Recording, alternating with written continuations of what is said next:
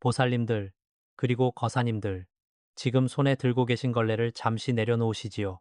부엌에서 끓고 있는 찌개불도 잠시 줄여두시고 이 영상 앞 거실 바닥이든 식탁 의자든 편안하게 앉아 저와 잠시 마주 보셨으면 좋겠습니다.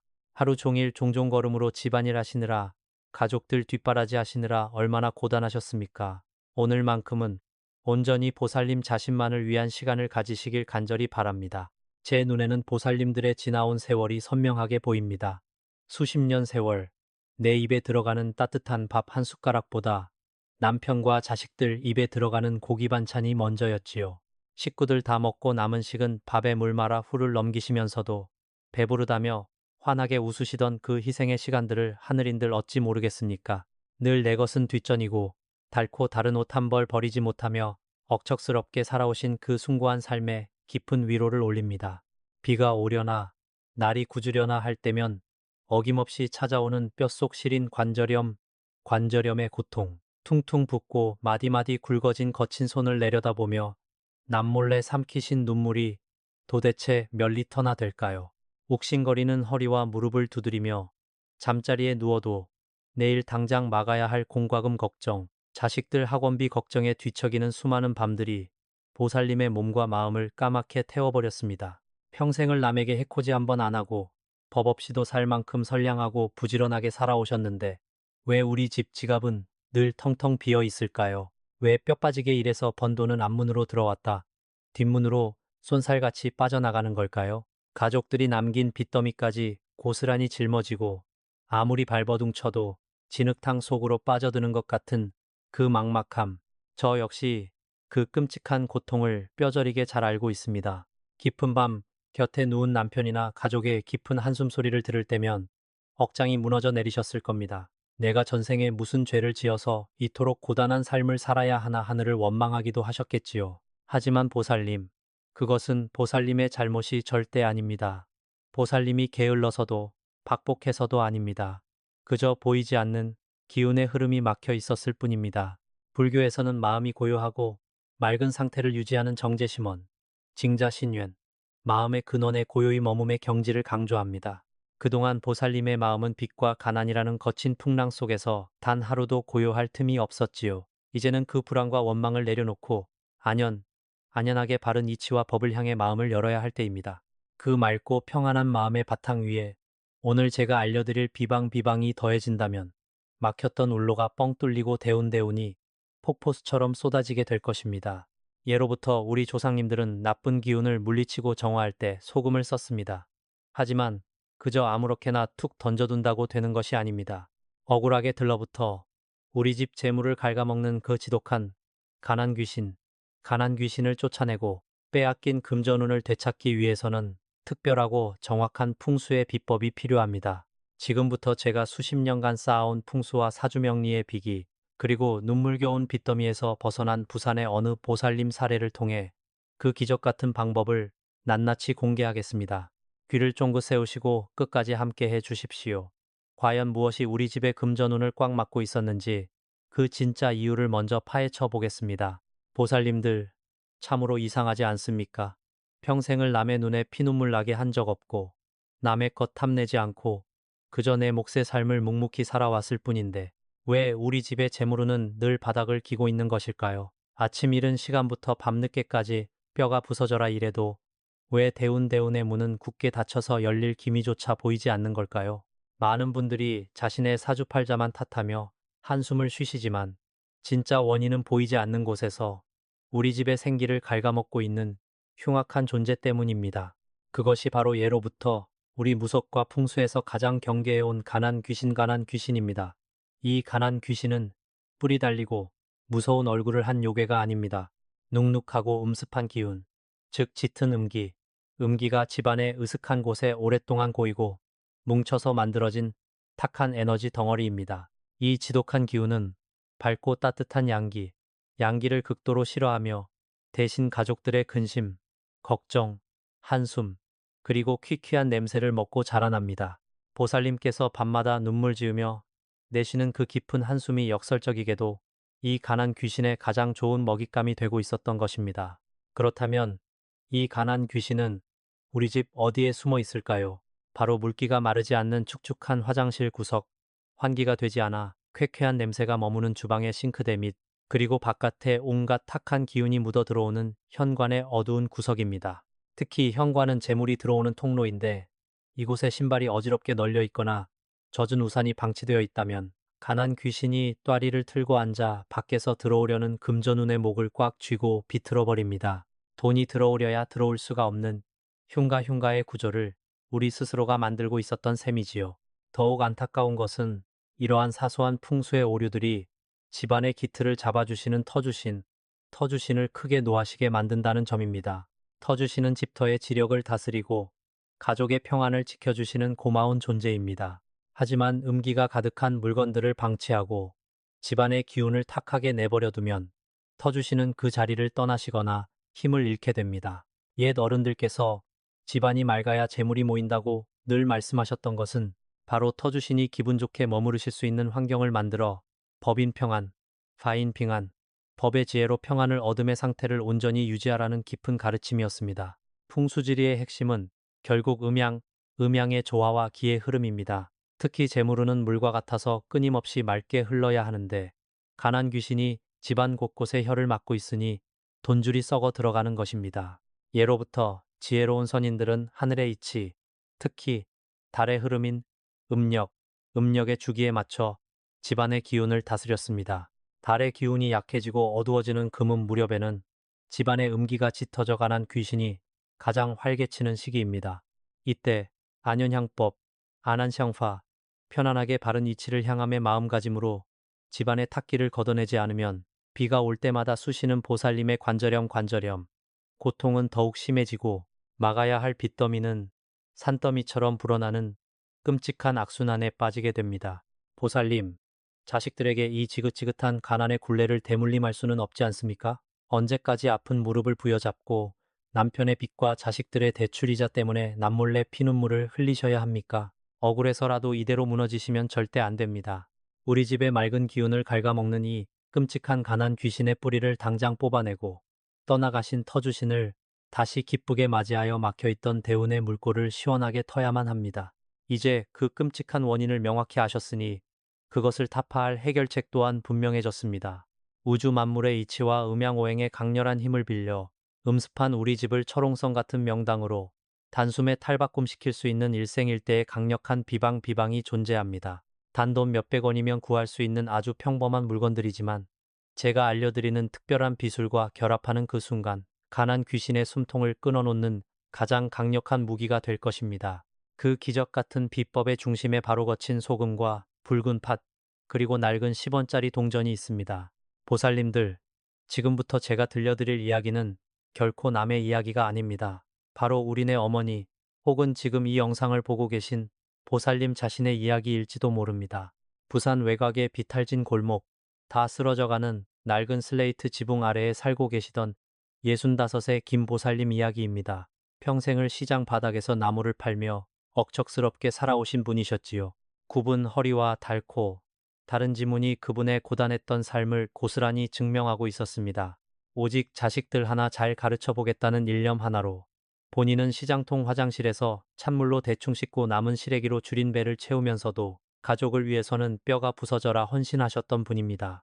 하지만 하늘도 무심하시지 그렇게 착하게만 살아온 김보살님에게 상상조차 할 수 없는 거대한 불행의 쓰나미가 덮쳐왔습니다. 평생을 부두에서 막노동하며 가족을 부양하시던 남편분께서 어느 날 갑자기 쓰러지셨습니다. 병원에서의 청천벽력 같은 진단, 췌장암 말기였습니다. 이미 손을 쓸 수 없을 정도로 암세포가 온몸에 퍼져 있었고 하루하루 숨을 쉬는 것조차 고통스러워 하셨지요. 병원비는 눈덩이처럼 불어나 보살님이 평생 나무를 팔아모은 쌈짓돈은 순식간에 바닥이 났습니다. 수술비와 약값을 대기 위해 이웃들에게 아쉬운 소리를 해가며 돈을 빌렸지만 그것도 밑빠진 독에 물붓기였습니다. 매일 밤 병실 구석에 쪼그려 앉아 남편의 신음소리를 들으며 소리 죽여 우시던 김 보살님의 눈물은 이미 핏빛으로 변해 있었습니다. 설상가상이라는 말이 이토록 잔인하게 들어맞을 수 있을까요? 집안의 유일한 희망이자 기둥이었던 큰아들마저 믿었던 동업자에게 배신을 당해 운영하던 작은 공장이 처참하게 부도가 나고 말았습니다. 빚보증까지 서주었던 탓에 아들이 떠안은 빚은 수억 원에 달했습니다. 매일같이 험악한 빚쟁이들이 슬레이트 집 문을 발로 차며 찾아왔고 집안에는 빨간 딱지가 덕지덕지 붙었습니다. 밥솥 하나, 이불 한 채까지 경매로 넘어가 당장 길거리로 나앉아야 할 판이었지요. 엎친 데 덮친 격으로 보살님의 지병이었던 심한 관절염마저 악화되어 이제는 지팡이 없이는 단 한 걸음도 뗄 수 없는 처참한 지경에 이르고 말았습니다. 살을 에이는 듯한 매서운 겨울밤이었습니다. 보일러 기름을 살 돈조차 없어 입김이 하얗게 나오는 냉골 같은 부엌 바닥에 주저앉아 김 보살님은 탁주한 사발을 놓고 짐승처럼 울부짖으셨다고 합니다. 내가 전생에 무슨 죽을 죄를 지어서 우리 가족이 이런 끔찍한 고통을 받아야 합니까? 차라리 내 목숨을 걷어가시고 우리 남편과 자식은 제발 살려주십시오. 텅 빈 지갑, 산더미 같은 빚, 죽어가는 남편, 그리고 절망에 빠진 아들, 도저히 헤어날 구멍이 보이지 않는 그 완벽한 어둠 속에서 보살님은 결국 모진 결심을 하시고 스스로 삶을 마감하려 하셨습니다. 바로 그 절망의 끝자락, 숨이 끊어지려던 찰나의 천만다행으로 저와의 인연이 닿았습니다. 지인의 간곡한 부탁으로 김보살님의 집을 찾아간 저는 대문을 여는 순간 숨이 턱 막히는 것을 느꼈습니다. 집안 곳곳에 음습하고 지독한 탁기, 바로 그 흉악한 가난 귀신이 겹겹이 진을 치고 가족들의 생기를 미친 듯이 빨아먹고 있었기 때문입니다. 현관에는 흙 묻은 신발들이 어지럽게 널려 있었고 물이 뚝뚝 떨어지는 주방 구석과 곰팡이가 핀 화장실에는 음기가 폭풍처럼 소용돌이치고 있었습니다. 터주신은 이미 오래전에 그 흉가 같은 집을 떠나신 지 오래였지요. 저는 보살님의 손을 꽉 잡고 말씀드렸습니다. 보살님, 아직 안 늦었습니다. 이것은 보살님 팔자가 아니라 집안의 또리를 튼 저 악귀 같은 탁기 때문입니다. 제가 반드시 살려드리겠습니다. 저는 펑펑 우시는 보살님을 일으켜 세우고 당장 시장에 가서 가장 굵고 거친 천일염 소금과 붉은 팥, 그리고 서랍 속에 굴러다니는 낡은 10원짜리 동전들을 찾아오라고 일렀습니다. 눈물이 그렁그렁한 보살님과 함께 저는 그날 밤 달의 기운이 가장 강한 시간을 택해 비방을 실행했습니다. 가난 귀신이 가장 두려워하는 양기의 결정체인 붉은 팥과 바다의 정화력을 담은 거친 소금, 그리고 재물을 상징하는 구리 동전을 섞어 집안의 가장 어둡고 습한 사각지대에 정확한 방위로 배치했습니다. 현관, 주방 싱크대 및 그리고 화장실 구석구석에 흉악한 음기를 찔러 죽일 강력한 결계를 친 것입니다.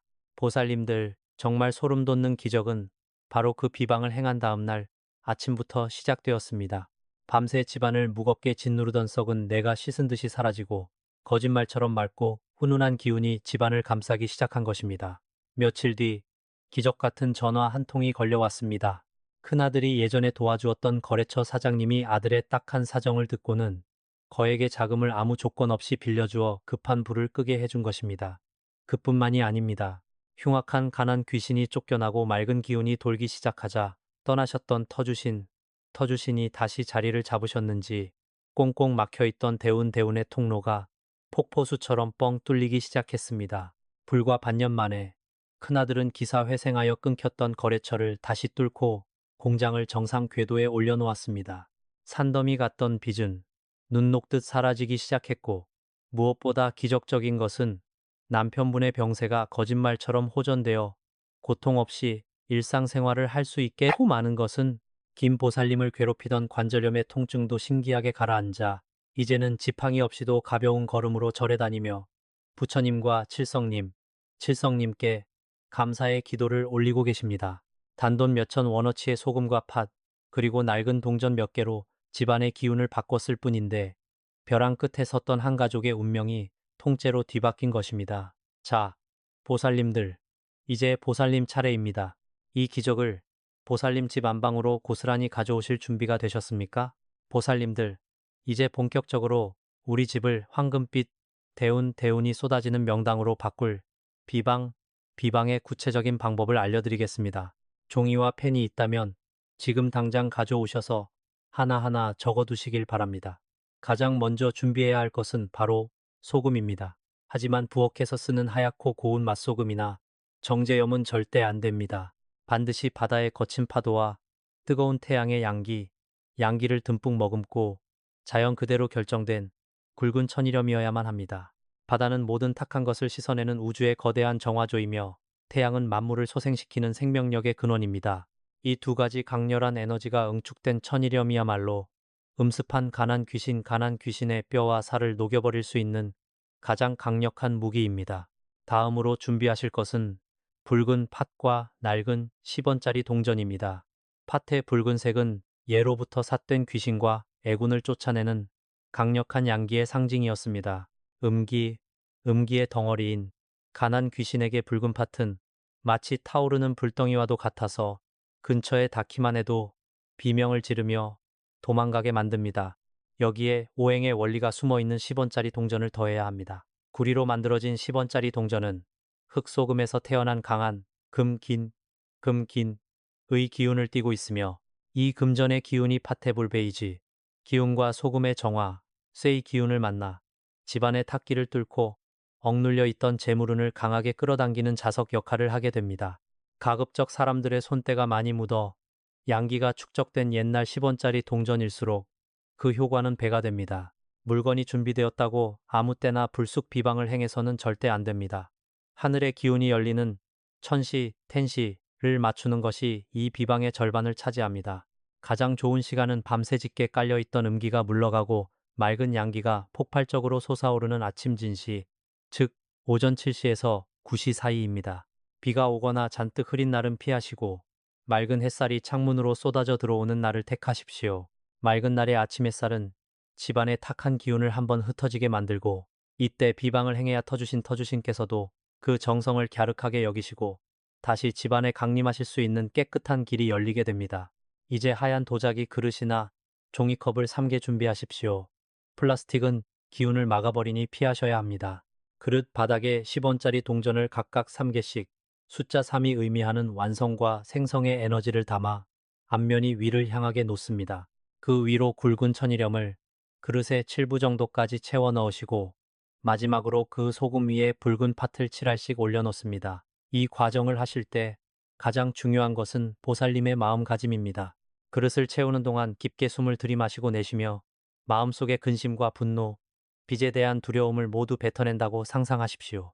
맑고 고요한 정제심원, 징제신윤의 상태에서 오직 우리 가족의 평안과 번영만을 간절히 염원하셔야 합니다.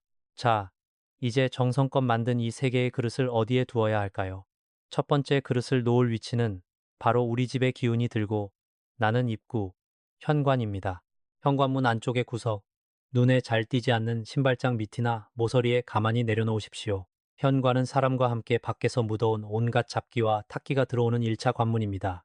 이곳에 놓인 소금과 팥, 동전의 결계는 집안으로 침입하려는 가난 귀신의 발목을 베어버리는 예리한 칼날이 될 것입니다. 동시에 밖에서 맴돌던 귀한 재물운을 집안으로 굽이굽이 끌어들이는 황금빛 나침반의 역할을 하게 됩니다. 두 번째 그릇은 우리 집의 재물을 보관하는 창고이자 가족의 건강을 책임지는 주방으로 갑니다. 주방은 물을 쓰는 싱크대와 불을 쓰는 가스레인지가 상극, 샹을 이루는 곳이라 기운이 쉽게 탁해지고 습해집니다. 가난 귀신이 가장 숨기 좋아하는 싱크대 및 서랍장 안쪽이나 하부장의 캄캄한 구석에 이 두 번째 그릇을 두십시오. 소금이 싱크대의 눅눅한 음기를 쫙 빨아들이고 10원 동전의 구리 기운이 재물의 씨앗을 보호하여 앞문으로 들어온 돈이 뒷문으로 새어나가지 않게 단단히 묶어두는 든든한 금고 지킴이가 되어줄 것입니다. 마지막 세 번째 그릇은 집안에서 음기가 가장 흉폭하게 뭉쳐있는 화장실 구석에 둡니다. 변기 뒤쪽이나 세면대 아래 물이 직접 닿지 않는 구석진 곳이 좋습니다. 화장실은 배설과 씻어냄의 공간이기에 끊임없이 음의 에너지가 생성됩니다. 화장실 문을 열어두면 이 악한 기운이 거실로 뻗어나와 가족들을 병들게 하고 재물을 썩게 만듭니다. 화장실에 둔 소금 단지는 이 치명적인 도끼를 스펀지처럼 흡수하여 집안의 대동맥이 맑은 기운으로만 순환할 수 있도록 강력한 정화 필터 역할을 완벽하게 수행할 것입니다. 보살님, 이 비방을 설치했다고 끝이 아닙니다. 소금은 주변의 탁기를 진공청소기처럼 빨아들이는 성질이 있습니다.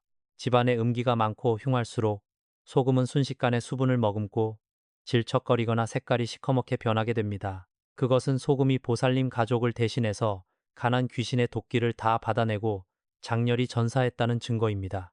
보통 보름 15일에서 한 달 간격으로 확인하시고 소금이 굳거나 녹았다면 주저없이 버려야 합니다. 버리실 때는 절대 맨손으로 만지지 마시고 젓가락이나 비닐 장갑을 이용해 쓰레기 봉투에 담아 집 밖으로 미련 없이 내다 버리십시오. 10원짜리 동전은 깨끗이 씻어 햇빛에 하루 동안 바짝 말려 양기를 다시 채운 뒤 재사용하시면 됩니다. 이 작은 수고로움이 보살님 집안의 대운을 지키는 철통 같은 방패가 될 것입니다. 보살님들, 물리적인 비방은 이것으로 모두 끝이 났습니다.